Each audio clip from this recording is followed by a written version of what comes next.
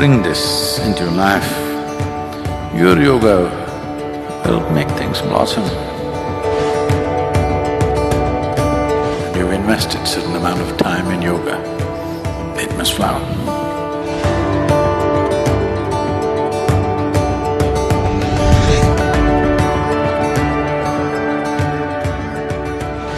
For me, this training, the way it is designed, not knowing what to expect on a day-to-day basis is really interesting, and also that it is an experiential process. I'm learning everything through my experience. It's more how I take the asanas or how I take these practices with me and how it deepens inside of me every day has been the growth that I was looking for.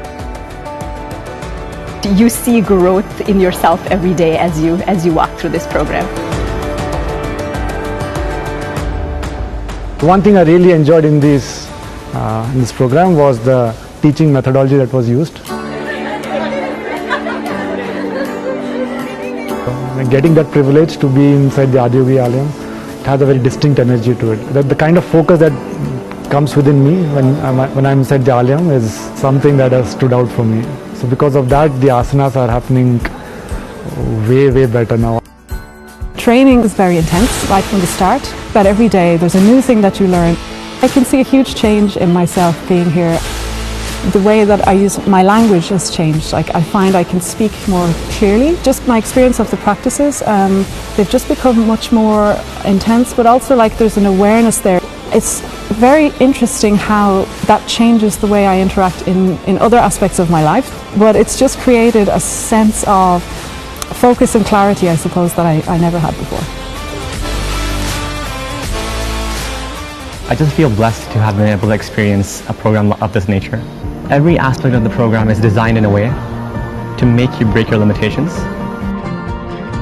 I really appreciate how much the extent to which the teachers go to really help the trainees become better versions of themselves. I just have so much gratitude towards all the volunteers.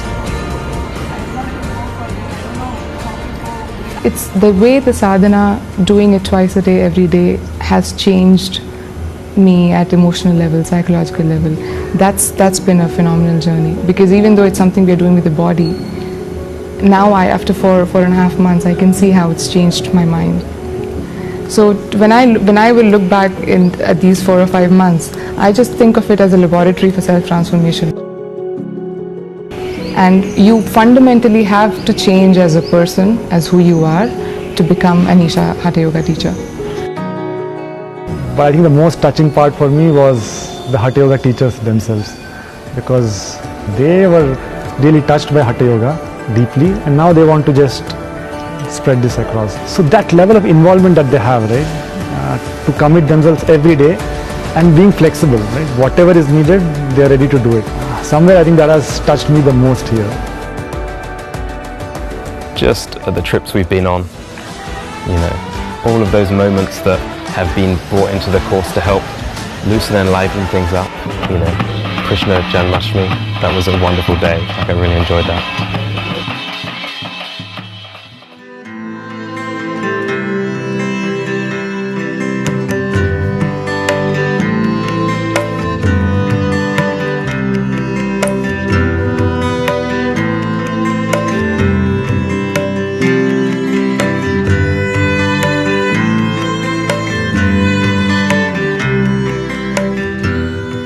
So what is so fantastic about yoga?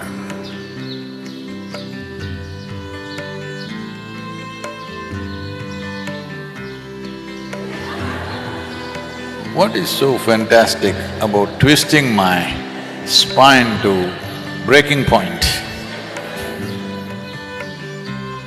Nothing, that's what I'm trying to tell you. The mechanical aspect of it, the technical aspect of it, the intellectual aspect of it. Anyway, a lot of people have started talking in terms of the philosophy of yoga. I want you to understand, yoga has no philosophy. If you're talking philosophy, you don't know yoga, because yoga means union. It is not a philosophy. It is a reality that you begin to experience. It is a reality that you arrive into. It is not a philosophy that you drive yourself into. The basic purpose and the direction of yoga is to touch the innermost core. On the surface, we will teach, we will do a yoga studio, we will do this, we will do that. It's okay. What we do in the world is not about us, it's about the world. The activity that you do should not define who you are. You get me? You understand what I'm saying? Always people are trying to define themselves with the activity that they perform. He's a doctor. How did he become a doctor? Because he's treating people. This is a yogi or a yoga teacher. How? Because he's teaching yoga, he becomes a yoga teacher. Anything and everything, whatever. If you do some activity for a period of time, they say you are that. Let them say whatever. You should not define yourself from the activity that you perform. Activity is not what should define us. Our way of being should define us. You don't have to explain this to anybody. This is how you live. This is very important for you. You must establish your way of being in such a way that activity is peripheral. Activity is about the world, never about myself. So this is why you must use the sadhana to establish your way of being. If that one thing is done, action we will do as it's needed in the world. Some will bear fruit, some may not bear fruit.